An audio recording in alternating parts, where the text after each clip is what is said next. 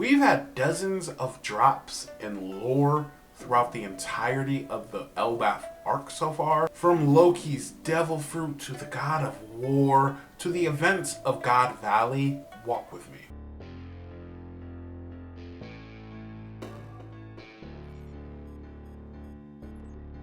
Hello motherfuckers, welcome back to my motherfucking channel. Today we will be getting into some Elbaf theories. I love a good theory video, so this just fits in my wheelhouse perfectly.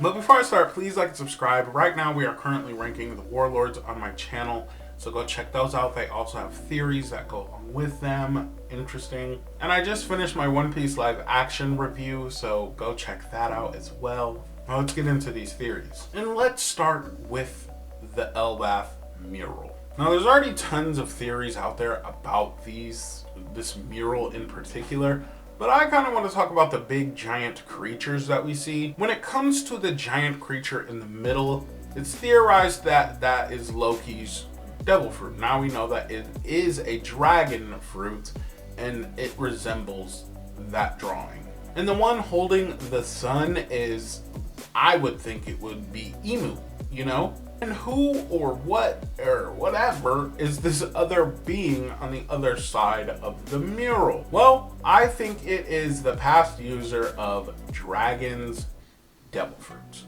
Walk with me. And it looks to be like some kind of serpent. And I've narrowed it down to this devil fruit right here. The serpent fruit model Bakanawa.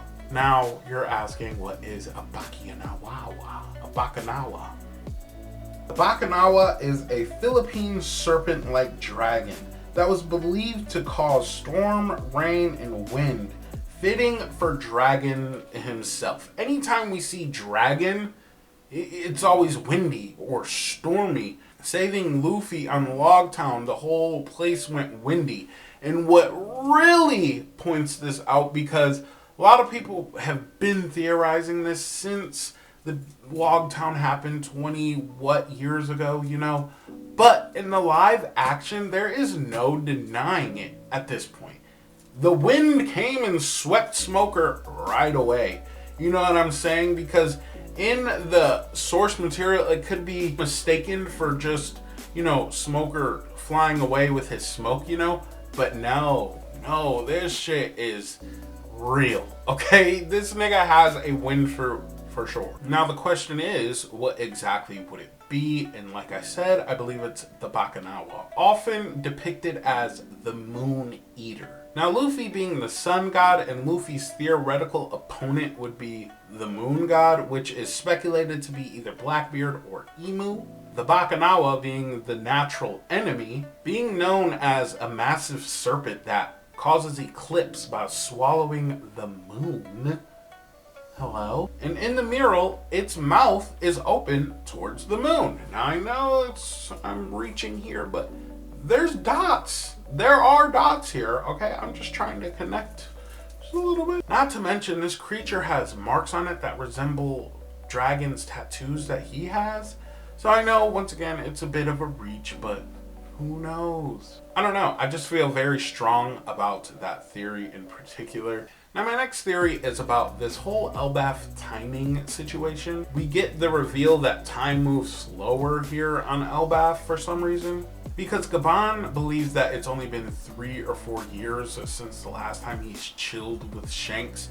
But Shanks goes on to say it's been about 10. This happened in a flashback, in the God Valley flashback actually. And Gaban lives on Elbaf, so his time perception is all fucky wucky. Now this theory falls into 2 categories for me. The first is why this time perception is happening on Elbaf, and we're gonna get into the other one in a minute. I wanna talk about this real quick. What do we think is going on with the timing of Elbaf? What do you guys think? I wanna know what you guys think, because some people just don't think that it's real. They just think Gaban is just old and stupid, which could be the case 100%, but I believe that there is a time dilation, perspective, but whatever going on here in Elbaf, and this is what I think happened. I believe someone from the past had the Toki fruit, the Toki no Mi, the time fruit, and it awakened. Okay, awakened so much and they used their power for something that it just put Elbaf a few years behind on this One Piece planet. Now I know, once again, I could be reaching, but this is just, I don't know, it could be interesting if something like that had happened. One of my favorite YouTube One Piece creators, Sasuke, has a theory about Long Ring Longland. You should go check it out, it's really good. But he believes that Long Ring Longland, the past user of the Nika fruit, has expanded Long Ring Longland. That's why all the animals and the trees are long. I was blown away when I first heard this. So I think something like that could definitely happen with other awakened, powerful devil fruits, especially a time fruit. Of course you can fuck up realities and time receptions and stuff with time, so it could happen. Now, I know that was a lot of reaching, but this next theory, we're bringing it back down a little bit, okay? Because if there is a time dilation here on Elbaf, what is happening on the outside of Elbaf? You know, like I know they haven't been here for that long, but they've been here for a minute now. By the time they leave, I theorize personally that these other characters out here will have buffs, okay? Blackbeard, Kobe, you know, for example, and all the other characters, you know. I just feel like they're going to be stronger, you know what I'm saying? Which would be bad for our Straw Hats. But this leads me to believe that we will be getting Straw Hat buffs, upgrades very, very soon. I have a video about this coming out. I already did a Luffy upgrade, gear 6 or whatever. Go watch that, it's pretty good, not gonna lie, it's actually really good, so go check it out. My final theory in this video about Elbaf, there's more theories out there, maybe I should do a part 2, let me know. My final theory in this Elbaf theory video is the relationship between Nidhogg and Imu.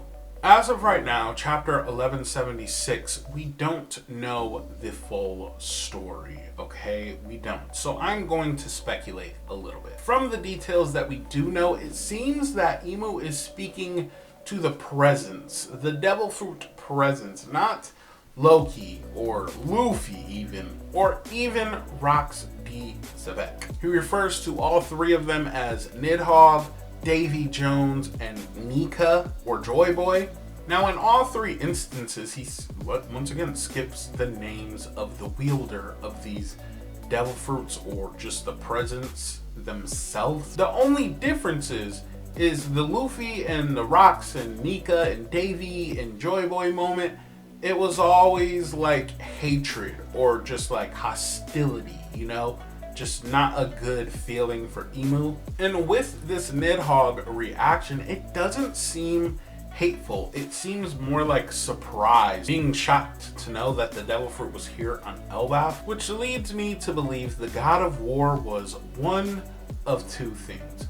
Either he was on Imu's side and just fought the sun god just because he could, you know, he wanted to prove himself. The warriors of Elbaf are always, you know, just like that, big, very big egos with these characters. Or he was Domi reversied and was forced to fight the sun god. Of course, when he was introduced to us by saying that he fought with the sun god. Now I think when the sun god won this fight, he brought back the devil fruit to Elbaf and left it there.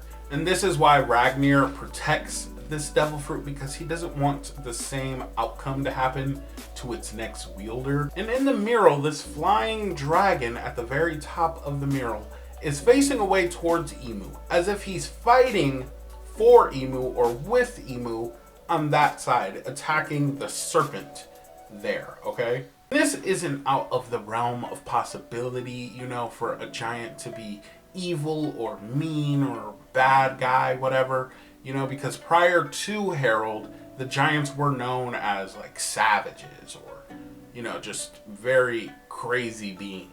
And I could see a giant fighting on the wrong side of history just because, you know, just because he wanted to. The giants are very war driven, or were very war driven, so it could make sense. And one point I want to add to this God of War theory is The head that we see on Onigashima could possibly, quite possibly, be the head of that of the god of war from the ancient times.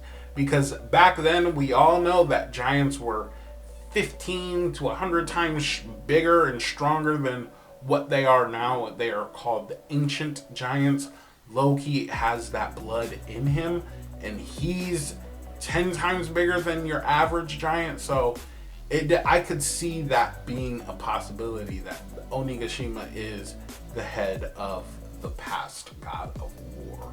It's interesting, okay? I want to know how you feel about that theory in particular. Okay, I'm gonna add a bonus theory here at the end of the video. Okay, so I do spoilers on my spoiler channel. It's called Shanghai Spoilers, and we just got the spoilers for chapter 1178, and this is gonna be such a good chapter. It hasn't came out yet, but I want to make a little bit of a theory based off of the spoilers.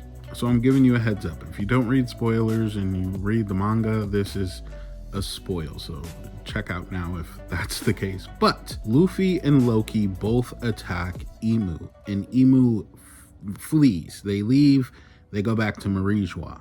In Marijois, Imu says they are about to step out of the castle for a little while.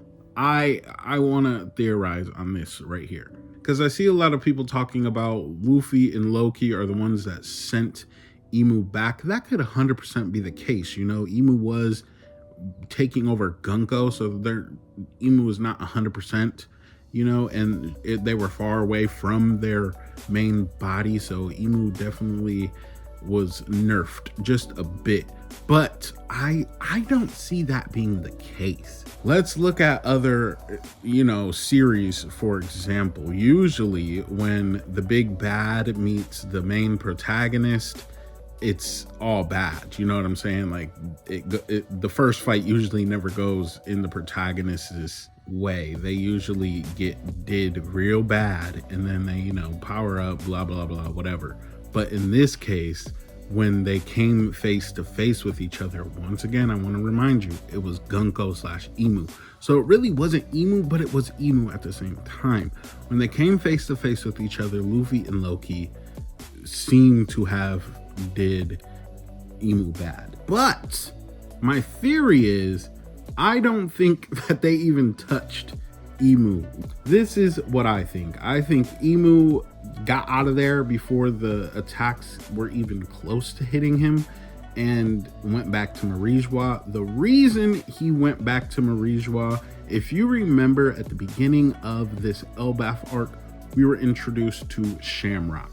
Shamrock had to leave Elbaf because there was a situation happening on Marijois where they were being attacked or something, you know, and he was sent back and was replaced with Gunko / Imu. Now, this is the theory. I don't think that Imu is stepping out of the castle to go fight Luffy and Loki, you know, if in their physical form. I think he is about to handle business on Marijois with whoever is attacking the castle, the whole Marijois. Whoever's doing this up here is about to meet Imu. I don't think that Imu is going back to Elbaf. I just don't think that's the case. Now, what I think is happening on Elbaf is the Straw Hats are about to get buffs here on Elbaf. We already started with Chopper. Chopper knows how to undo the Domi Reversi. Frankie was mentioned a little bit. He was talking to one of the Vegapunks, and they suggested that he use something better than Cola or a stronger version of Cola. Would love to see how that plays out. Sanji and Zoro have Conqueror's Haki, and I feel like here on Elbaf would be a perfect place for all the Straw Hats to get buffs. But who I think is attacking Marijois, it has to be Dragon. If not Dragon, Blackbeard. But I'm like 90% with Dragon, okay, at this point. I think Dragon is finally making his move with the little words that Oda says at the Jump Festa messages and stuff. I think it's Dragon. Dragon is finally making his move. I don't know what he is doing or why he's attacking. You know, we don't know his motives, but I'm like pretty sure it's Dragon. Now, this would mean, in my opinion, that Dragon is about to fight Emu. And if that's the case, insanery. But I mean, you do have the 5 elders as well, so he could be fighting them, you know. But I don't know. I want to know what you guys think about this theory in particular. But yeah, back to the video. Now for a little recap of these Elbaf theories for this video. Dragon has a ancient devil fruit, the serpent model Bakanawa. They have a few similarities and is known as a massive giant dragon serpent-like creature that causes strong winds and storms when they appear, and they also eclipse the moon by swallowing it. And that's the devil fruit I think Dragon has. And next is the reason for the time dilation in Elbaf. I personally believe a past user of the Toki fruit stopped time somehow or pushed back time somehow with an awakened version of that devil fruit, and that's why we see the time dilation now. And also our straw hats need a buff. And finally, the god of war was either on Emu's side fighting against the sun god and the rebellion, or was Domi reversied and forced to fight. And the head that is Onigashima is actually the god of war's head. We get into all that, so yeah, they're pretty solid theories, you know. I didn't come up with every detail of these theories, but I do like following theories and maybe adding a little or taking away something, you know. So they are very interesting. Let me know how you feel about these Elbaf theories. And let me know, should I make a part 2 to this, or am I just Am I taking an L right now, you know? So go check out my Warlord series and those theories that coincide with them, and let me know how you feel about these theories, okay? I think they're interesting, just a bit. But I guess that's it. Make sure you like and subscribe. Bye, motherfuckers.